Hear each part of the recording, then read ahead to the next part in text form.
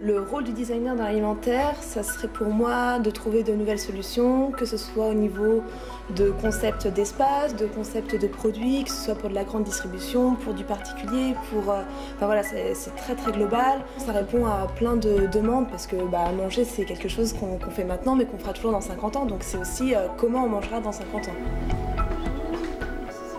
Le Design Lab a une approche qui est assez originale. On est quasiment la seule école de design à avoir ce type de spécialisation en Europe.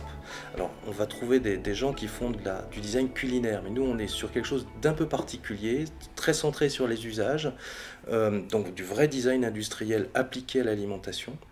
Donc, notre objectif et notre ambition, c'est de devenir, on va dire, le laboratoire de référence en design pour l'alimentaire. Est-ce que tu es gourmande?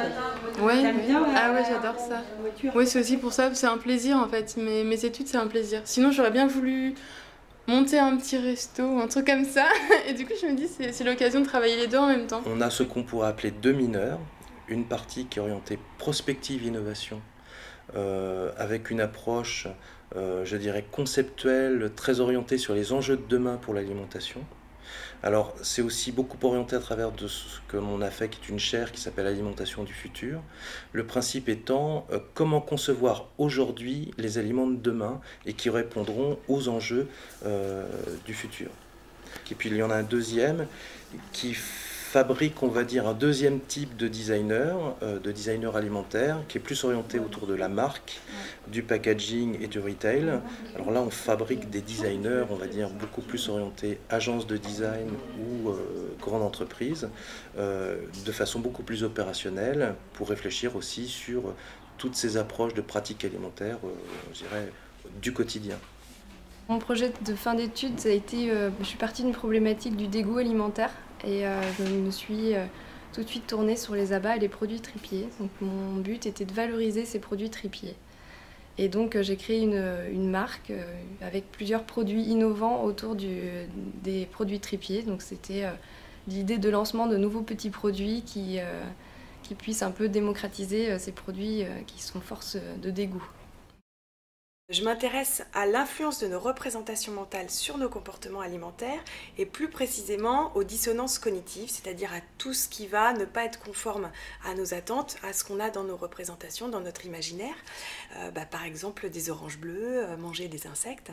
Et l'idée, c'est de faire en sorte que le consommateur comprenne le sens qu'a voulu donner le designer à ce nouveau concept.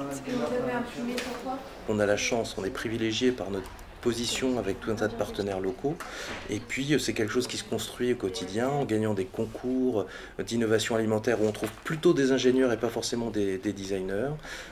C'est justement à travers tout un tas de collaborations, des conférences, et puis à travers aussi ce que deviennent nos anciens élèves qui tout doucement intègrent l'industrie agroalimentaire ou l'industrie style Septefal ou ce genre de grands groupes. Et à l'issue de mon stage de fin d'études, j'ai effectué chez Carrefour au sein de l'équipe innovation dans le design. En fait, je me suis lancée en freelance pour continuer avec eux, mais avec l'équipe Tendance et Couleurs. Donc j'ai effectué plusieurs missions avec eux et avec d'autres entreprises d'agroalimentaire de la région et du Grand Ouest. Et donc voilà. Et en fait, depuis peu, je vais commencer une nouvelle aventure de designer intégré, designer alimentaire intégré.